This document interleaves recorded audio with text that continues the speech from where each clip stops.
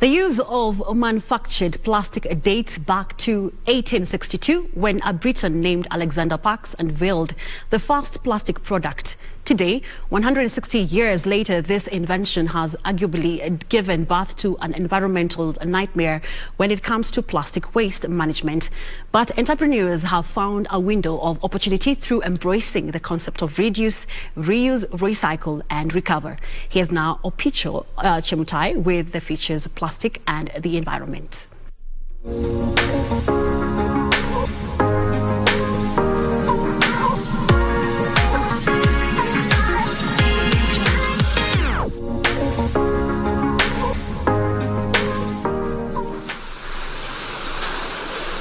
Truckloads of plastic waste find its way to Vitz Plastics Limited.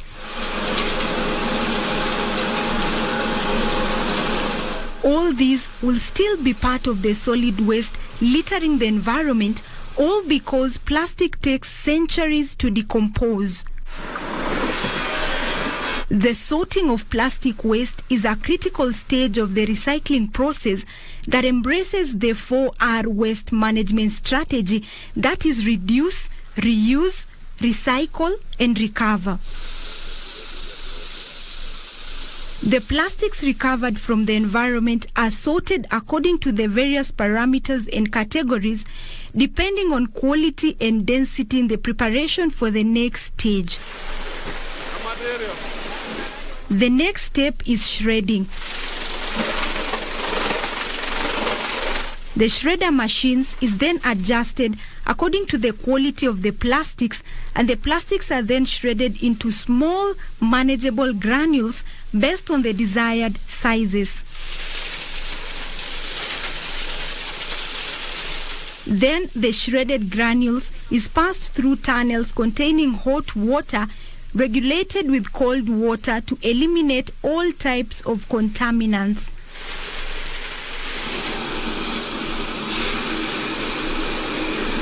The shredded granules is then transported to the drying machine. When materials come from the other side of Vitz Plastic, which is just grinded and washed, they have to be measured first. And then after measuring, they are put in an orderly manner before putting them in a dryer. The work of a dryer is to eliminate any moisture that could be in the materials from the washing section. And then it also makes it easier for the pelletizer machines to process the product. From there to a different machine that converts the granules to pellets. When we go to the pelletizer, we have the heaters which convert the grinded materials from the solid we have into a liquid form that just flows through a sieve, and then it flows through water. You realize that in the trough of water we have to create an equilibrium where there is a warm water that's cooling the molten material, and then we have cold water that comes in through the pipes. And then you realize at the end there is a cutter which cuts the coated material into smaller and finer particles, which we call pellets.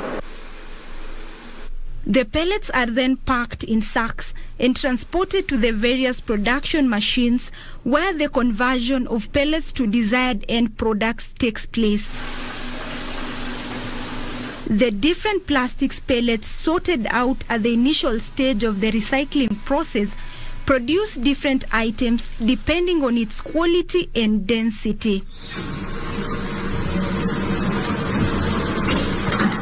What we see here are just case examples of the broad categories of products that are made from all collected waste from the environment, then undergoes all the processes of sorting, grinding, washing and pelletization to what you see here as a final product.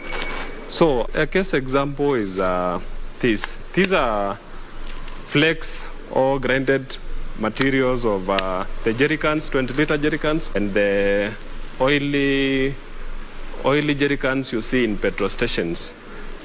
They are the ones that are crushed and washed into this. And then they have to be pelletized to what you see here. And that's what we call blow mix pellets, because all that is a class of blow mix. And that's what we use to make these drums. We have what we call gully traps for the toilets. And then we also have this, which have to be added a master batch to change its color. These are flakes from the basins collected from the environment. They are sorted because when materials come, it's a mixture of either green, blue, red, yellow, and then here we only have the green. The grinded green flakes are what we convert into pellets.